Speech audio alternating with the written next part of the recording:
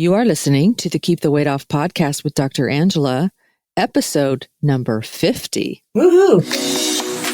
Welcome to the Keep the Weight Off podcast, where we bust all the dieting myths and discover not just how to lose weight, but more importantly, how to keep it off. We go way beyond the food, and we use science and psychology to give you strategies that work. And now your host, Dr. Angela Zechmann.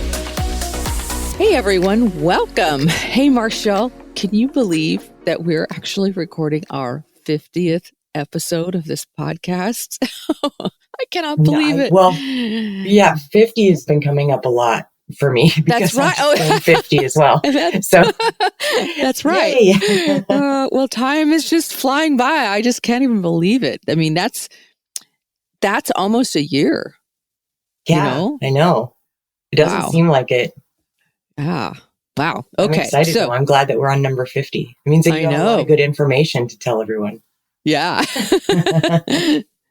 Well, all right. So today I wanted to talk about normal eating because we hear this a lot. Like so many people are going to come in, they'll come in and they'll say, I just want to be able to eat whatever I want and be at a normal weight. How many people think that, right? I think that.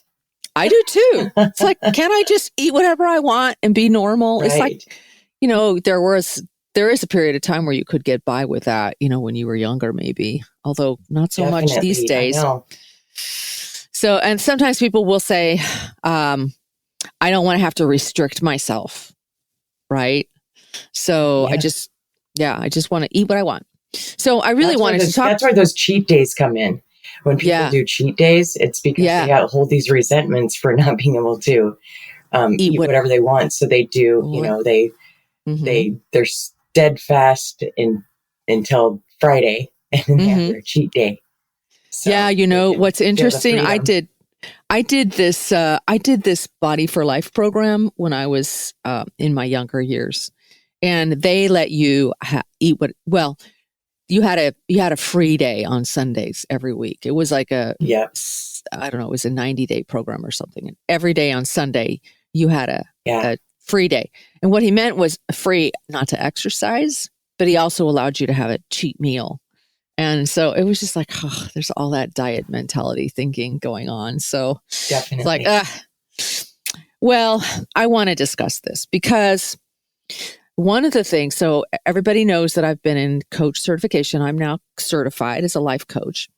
And one of the things that I learn in coach certification is to actually write down the thoughts that I'm thinking and then take each word and tease that out and ask myself, what do I actually mean by this word?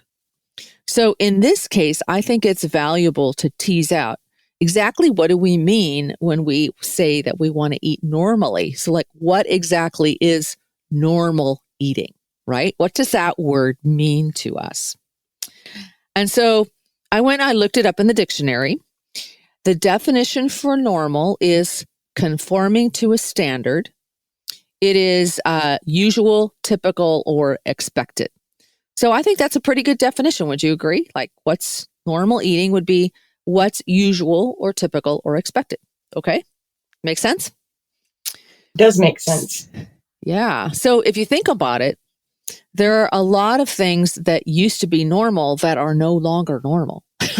So some of these things that used to be normal. I was going to say normal eating for me 20 years ago is not normal now. Right, exactly. But some of the things that used to be normal, we're now horrified by. So for example, smoking. Smoking is like that. When I was growing up in the 60s and 70s, everyone smoked and smoking was normal. And, we already talked about how we used to make ashtrays for our relatives for Christmas gifts, right? Yeah, and the clay ashtrays, I remember. Yeah. And in the early 80s, there were smoking sections in restaurants and even on planes. There were vending machines in restaurants and malls that sold cigarettes. Smoking was absolutely normal, and many people smoked because they felt awkward not smoking. So that's interesting to think about that. Yeah, I remember so I smoked, and I remember why I started smoking is I wanted to fit in and be cool. Yeah, smoking was cool. Now smoking is not cool. Right. Another thing that used to be normal, it was slavery. Think about that. Up until 1865. That's way before me. Well, yeah, me too. Up until 1865 in the United States, many people owned other people as slaves, and the slaves did the work while their owners reaped the benefits. And that was accepted as completely normal. And in the past, even well-respected presidents owned slaves. Now, that's horrifying to me now, right? So that was normal. In many parts of the world, even still today, suppressing women's rights is normal. And I honestly can't believe how any society would think that's normal, but it is in different parts of the world. So here's the interesting thing about normal. We're hardwired to conform to whatever our society tells us is normal. So when we do what everybody else does, we are part of that group. And when we're part of a group, we survive. We have a primal instinct to survive and to conform to group standards of behavior. And I've talked about this before, and that's probably what was going on for you when you were younger and decided to take up smoking in order to fit in. Like your brain was saying, you got to do this or you're not going to survive.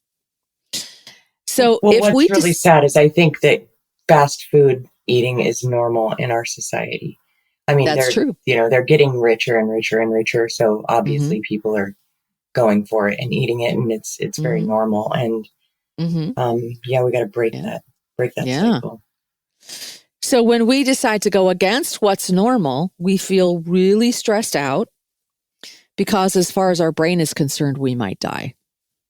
So keep that in mind as we're talking about what normal eating is. Super important. So let's ask, what is normal eating? What's normal in our society? What do people conform to? And what do people feel pressured to do? So that's a really interesting thing to think about. So for example, cereal for breakfast, if you even eat breakfast, is normal. Well, think about how did that happen? It happened because cereal makers decided sugary cereal would be a good breakfast, and they advertised to children during Saturday morning cartoons so children would ask for their favorite cereal when they went shopping with mom at the grocery store. Stopping at Starbucks for a latte and a scone in the morning is normal. Or heading there mid-afternoon for a Frappuccino pick-me-up is normal. A Subway sandwich with chips, a cookie, and a soda for lunch is normal. Packing a kid's lunch with Lunchables is normal. Or maybe it's a sandwich, peanut butter and jelly sandwich, and chips, and Capri Sun juice, and Oreos is normal. Okay, wait a minute. That's what I used to pack my son's lunch with. Me too. That's exactly right. That's exactly what I packed my kids' lunch with too. Yeah. Going to McDonald's or Burger King or Taco Bell for dinner is normal. And what other places? Yeah.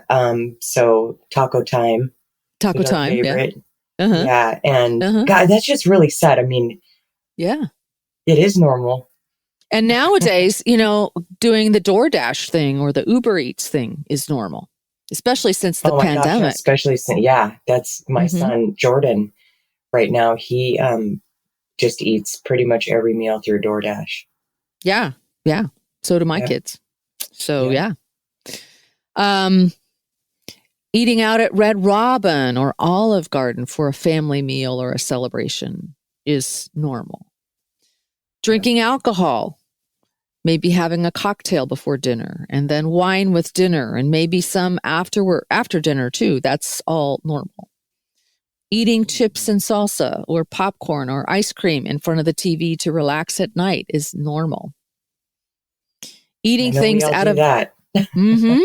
Eating things out of bags and packages is perfectly normal. Eating foods that are filled with preservatives and chemicals, all perfectly normal.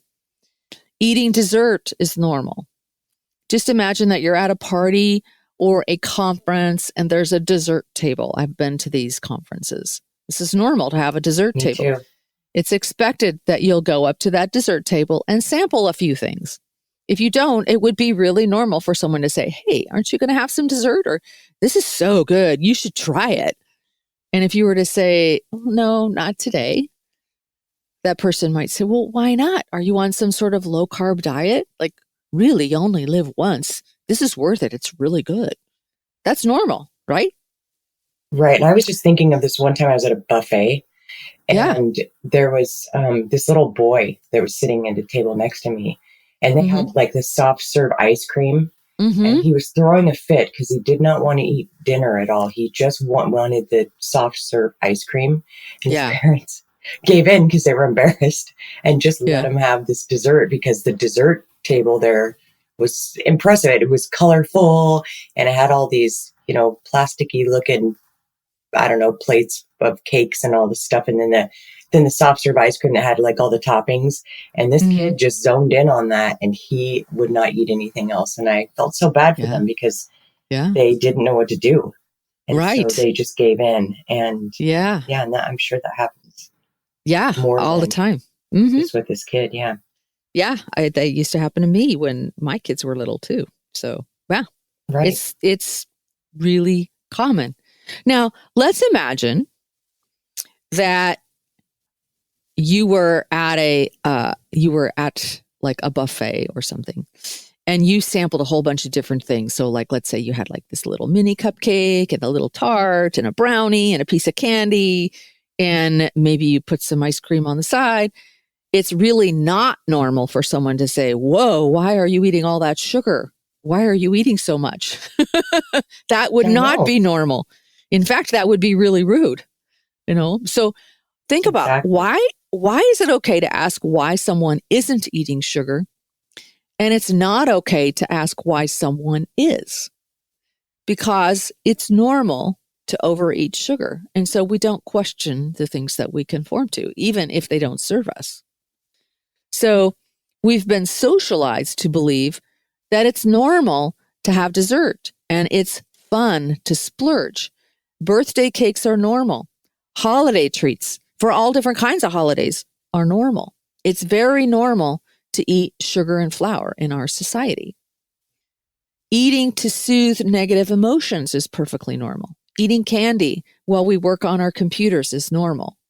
If I'm feeling frustrated, a bag of chips helps. If I'm sad or lonely, ice cream is a favorite friend. Drinking wine or beer at night to relax is normal. Wine tasting and beer tasting is normal. So just think about all the things that you eat and drink because it's normal. And you've been socialized to believe that this is what you should do because everyone else does. And think about our children too. All of the things that they're socialized to eat and drink because that's just what normal is for kids. My kids would have birthday parties, and you would arrange a birthday party at some venue, and you'd have pizza and cake and soda, and you would send the kids home with a treat bag with a bunch of candy. That's normal, right? Yeah, So just think about how, especially in the American culture, but in many other Western societies as well, we're constantly being exposed to food and snacking. The corporate food giants are out there constantly trying to get us to desire their products so that we'll purchase and consume them. They've actually studied our brains, and I've talked about this in previous podcasts. They study our brains very carefully so they know just how to trigger that desire by putting just the right amount of sugar in their food to trigger a dopamine release. And they call this the bliss point. And they put chemicals in the food to give it the right mouthfeel. They've basically hacked our primitive brains by engineering their foods to create as much desire as possible so that they can reap the profit. That just scared me, that last sentence when you said engineering their food. Just hit me in the stomach. Yeah. Just because I was just thinking of how disgusting that is. Mm-hmm. Yeah. Well, these highly engineered foods eaten frequently have become perfectly normal. But of course, it's not in our best interests, right? Because think about what's are the results of all of this normal eating and drinking. Being overweight is normal. Yeah, being sick. As a matter of fact, in 2018, which is the most recent CDC data I could find, 73.6% of Americans were struggling with overweight or obesity. That's nearly 3 in 4 people who are struggling with excess weight. So think about that. Being tired and achy is normal. Having heartburn and bowel issues is normal. Having depression and anxiety is normal. Insomnia and poor sleep is normal. Needing joint replacements because of arthritis is normal. Having diabetes is becoming more and more normal all the time. These are all the direct results of all that sugar and flour and alcohol that we're constantly eating and drinking. So people will often think, it's not fair that I have to restrict my food. It's normal for people to be able to eat whatever they want. I shouldn't have to think about what I'm eating. I should be able to eat whatever I want, just like everyone else. And I want you to know that's crazy to think like that. When you eat a food that reacts in your brain the way it's supposed to react, the way it's been engineered to react, and it creates cravings and desire, there's nothing wrong with you. That's normal. When you eat a food that causes huge insulin spikes because of all the sugar and flour in it, it's normal to gain weight. There's nothing wrong with you. It's crazy to think that you're not normal when you put on weight eating highly processed, chemical engineered food that's designed to cause cravings and weight gain. So if you're eating like a normal person, you're going to get sick and gain weight like a normal person. So the question then becomes, why do you think that the people that are normal are the people that can eat the normal processed junk food and not gain weight? I want you to question that, because that's definitely not normal. And what we now know about obesity is that these people who eat this stuff and don't gain weight have a more severe form of the disease of obesity. They're definitely not healthy. The truth is that you can't eat processed junk food all the time and be healthy. It just doesn't work like that. So I want you to ask yourself whether it should be normal to celebrate, reward, break, and escape with food or sugary drinks. Do you want that to be normal in your life? Do you want the way that you celebrate to be to eat food that doesn't serve your body? Think about that. So also ask yourself, does eating normally get me the result that I want? So what results do I want from my food? Do I want to feel vibrant and energized throughout the day? Does the food I'm eating do that? Am I at the body weight that I want to be? Do I feel like I'm managing my emotions and not always eating all the time? So those are the questions that you really need to ask yourself if you want to understand what normal eating really is. So I would invite you to just look around you and notice what's happening. The obesity epidemic in this country and around the world just keeps getting worse. We're getting sicker and sicker. Why? It's because of our modern food supply. It's totally toxic. And it's because we have no idea how to manage our emotional lives without food. And we've been socialized to use food and alcohol to comfort ourselves and to relieve boredom. And frankly, we're killing ourselves slowly in the process. I see it all day, every day in my practice. People actually have no idea how sick they really are. So when we're normally eating this much food and suffering such severe consequences for doing so, would it make sense that we might want to teach ourselves a new normal? Does it make sense that we might want to actually restrict our eating a little bit? So I'd encourage you to ask yourself, what would a new normal look like? Is it possible to go against your socialization and think differently? So think about that. What do you think, Marchelle? I don't know. I'm not sure if, like, for me, I would use the word restrict at this point. I think at first maybe that's how it felt, but now you get to a point where you just see things differently. Like when you go into the grocery store, I used to see, all of the pretty colors and packaging and, processed food, or what's going to make me feel good food, I guess. Yeah. And now I just see things differently. I like to get food that doesn't have labels on it. Yeah, exactly. So, but I wouldn't, at first, I guess I would call it restrictive. Now I just call it healthy. Right. Yeah. Yeah. Well, but the idea is people will just say, I just want to eat whatever I want. Well, maybe that's not, because when you're eating these highly engineered foods, what you want is going to change, right? Exactly. That's exactly where I was going with that, is what you want is going to change. And when you stop eating highly engineered foods, what you want is going to change. Yep. So that's how you want to think about this. So I actually decided that I'm not going to eat normal food anymore.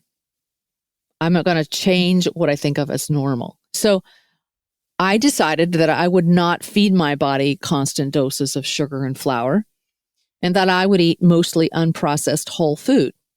That's what's normal for me now. And I look around and I see what's happening and I'm like, no, thanks. I'm not going off the cliff with everybody else. There's no reason I shouldn't be able to sleep well. There's no reason I should feel anxious and depressed all the time.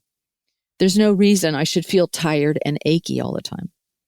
There's no need for hip and knee replacements as I get older. There's no reason for a CPAP machine. And if you don't know what that is, it's when you have sleep apnea, it helps you to sleep better. None of that is going to be normal for me, right? I've just learned to eat to fuel my body, and I've learned to manage and process my emotions without junk food. I've had to endure some strange looks, no question, and a lot of people who think I'm a fanatic. And you know what? That's fine with me. I just envision I'm one of those pioneers in the 1960s who said no thanks to smoking. Or maybe I'm like a slave owner who suddenly realized what they were doing and set their slaves free. I'm willing to endure a little social discomfort in order to define a new normal and create the life that I want. So how about you? I just feel like we're, right now we're slaves to the food industry. A lot of people, and we just don't realize it.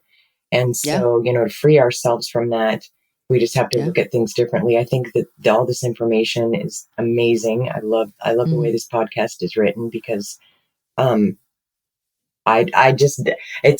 know this information, but to hear it again, it just kind of brings it back up and gives me like a new outlook on things. So I have to pay more attention, because I started thinking of the little ways that I've been slipping through the holidays. Yeah, that's normal too. So for all of our podcast listeners, I would invite you to question what is normal eating and decide what role you want food to play in your life. It's a new year, and I want you to think about this with much more care and concern than you may have thought about it in the past. Because if food is your best friend, your comfort, your relaxation, your celebration, if food is the way you escape your emotions, it's going to be really difficult for you to be at a body size that you want to be at. But even more importantly, if you keep buffering your emotions with food, you're never going to feel like you have any authority over your life. You're going to feel powerless and at the mercy of food and your cravings. You're going to have a really hard time generating the glorious life that you're meant to be living. You'll always feel like you're a slave to your cravings, your sicknesses, and the food industry. And who needs that? So nobody needs that. I want you to consider a life that is programmed by you, not programmed by our society, and not programmed by the cravings of your primitive brain or by the food industry, but by you. So think about it. What would shift? How would you define normal if you took back control of that word for yourself and found it for yourself? What would you be eating in your new normal? How would you be managing your emotions without food or alcohol? Now, I fully recognize that what I'm asking you to do takes a lot of courage. And I've had to be courageous myself. Remember, your primitive brain is going to think that you might die. So this choice to go against what's normal is a higher level evolved choice. But the fact that you're listening and you're interested in what normal eating is makes me think that maybe you're ready to make this choice. So ask yourself, would you be willing to suffer through a few questions and a few raised eyebrows and perhaps even some hurt feelings as you define for yourself what your new normal is? Is it time to stop letting corporate food and beverage giants define for you what normal is and begin to make your own decisions about what normal eating even actually means? That's the question I'd like each of you to ask yourselves as you're on this journey. We would have to manage the anxiety that our primitive brain puts in our way when we decide to go against group norms and reassure this primitive brain of ours that we're not going to perish alone for making choices that serve our health. It's not an easy choice. If you want help, we're here for you. So if you're wondering what you can do and how you can start defining a new normal for yourself, what I would recommend would be to download our 5-day sugar detox menu, and we'll put a link to that in the show notes. That will be a good first step. And then make sure that you join Sugar and Flour Busters Society, because in Sugar and Flour Busters Society, it's normal for us to not eat sugar and flour. And so you won't feel abnormal for not eating it. And then if you want an in-depth understanding of what it is that you should be eating and how to manage your emotions and all kinds of other awesome information that's going to help you on your journey, feel free to join us in the membership. In the membership, there is a 30-day Done with Dieting boot camp to get you started. And then I also have all sorts of other mini courses to help you learn how to think differently, to help you learn how to manage your emotions, to help you learn how to manage your time. There's so much there, and it will really, really help you on your weight loss journey to be a part of our membership. And we would love to have you. And you'll have all the support that you need in the membership, including individual and group coaching. So I hope you'll join us there in the membership and start defining for yourself what a new normal is. So that's all for today, everybody. Thank you for listening, and we will see you next week. Take care. Bye-bye. Bye, everybody. Hey, if you really want to lose weight and keep it off for good, your next step is to sign up for Dr. Angela's free weight loss course, where you're going to learn everything you need to get started on your weight loss journey the right way. Just head over to journeybeyondweightloss.com/free course to sign up. Also, it would be awesome if you could take a few moments and write a review on iTunes. Thanks, and we'll see you in Journey Beyond Weight Loss.